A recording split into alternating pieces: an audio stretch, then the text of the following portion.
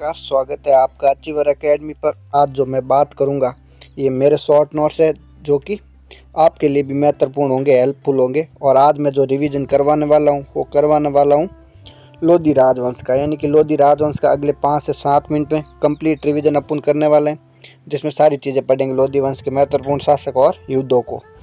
तो करते हैं शुरू। लोधी राजवंश जो कि दिल्ली सल्तनत का अंतिम राजवंश होता है। इसके बाद दिल्ली सल्तनत का अंत हो जाता है और मुगल शासन की स्थापना होती है। तो लोधी वंश का जो टाइम पीरियड है वो आपका माना जाता है 1451 से 1526 तक, यानी कि पानीपत के युद्ध तक। बाद में बात करते हैं एक एक करके प्रमुख शासकों की।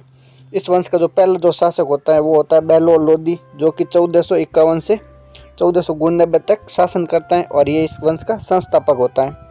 उसके बाद इसका सबसे शक्तिशाली और निर्माता शासक होता है वो होता है सिकंदर लोधी, जो कि 1499 से 1517 तक शासन करता है।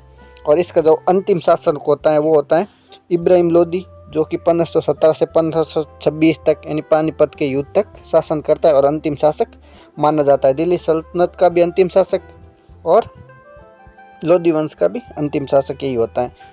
इसके बाद बात करते हैं, ये क्वेश्चन आता है कि दिल्ली पर शासन करने वाला पहला अफगान राजवंश कौन सा था, तो वो था आपका लोधी वंश। तो याद रखिएगा, ये भी आता है कई बार।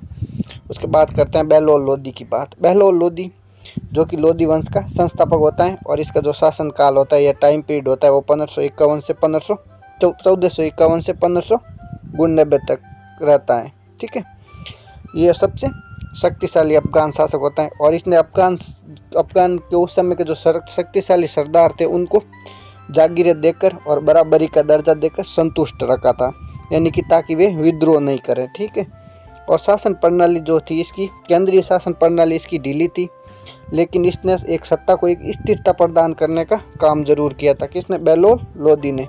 ठीक है,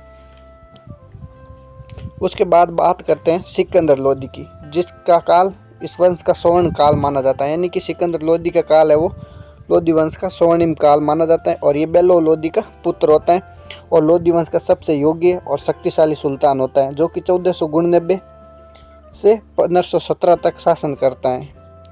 और इसका सबसे महत्वपूर्ण है आगरा शहर की स्थापना करता है, यह आगरा नगर की स्थापना करता है और 1504 में करता है और उसे अपनी राजधानी बनाता है। कौन? सिकंदर लोधी। तो याद रखिएगा, पूछा जाता है आगरा शहर की स्थापना कौन करता है, तो सिकंदर लोधी करता है।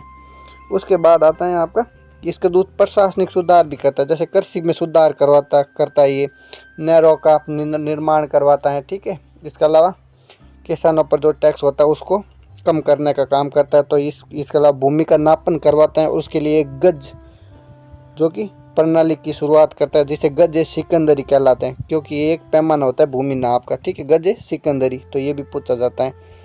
और इसने फारसी भाषा को और उसके साहित्य को क्या दिया? संरक्षण देता है। कौन? सिकंदर लोधी।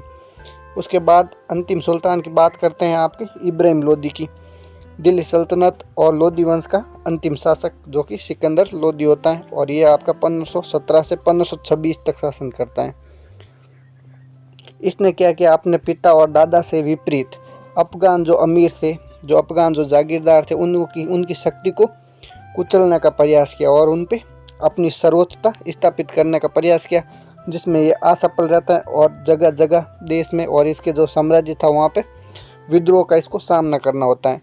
तो इसके बाद पंजाब का गवर्नर दौलत खां लोधी और आलम खां जैसे शक्तिशाली अमीर इसका विद्रोही हो जाते हैं और वे विद्रोह के रूप में बाबर को काबुल से बुलाते हैं, यानी काबुल का एक शासक होता है वहाँ, उसका नाम बाबर होता है, जो कि मुगल वंश का संस्थापक होता है।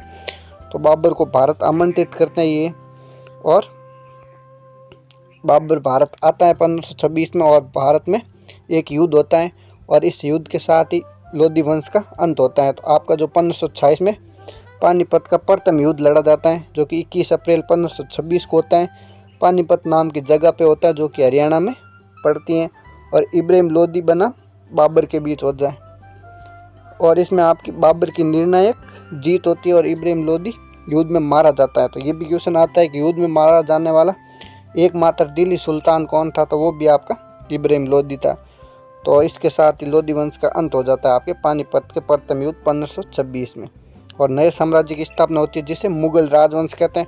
और आपका मुगल राजवंश है वो आपका 1857 की क्रांति तक फिर शासन करता है, ठीक है, बहादुर जफर तक। अब बात में कर लेते एक बार पुनः क्विक रिवीजन कर लेते 5 मिनट में। तो लोधी वंश, इसका टाइम पीरियड 1551 से 1451 से 1526 तक होता है। दिल्ली सल्तनत का अंतिम राजवंश होता है। इसका संस्थापक बहलोल लोधी होता है। सबसे योग्य सुल्तान सिकंदर लोधी होता है, जो कि आगरा की स्थापना करता है। और अंतिम सुल्तान इब्राहिम लोधी होता है।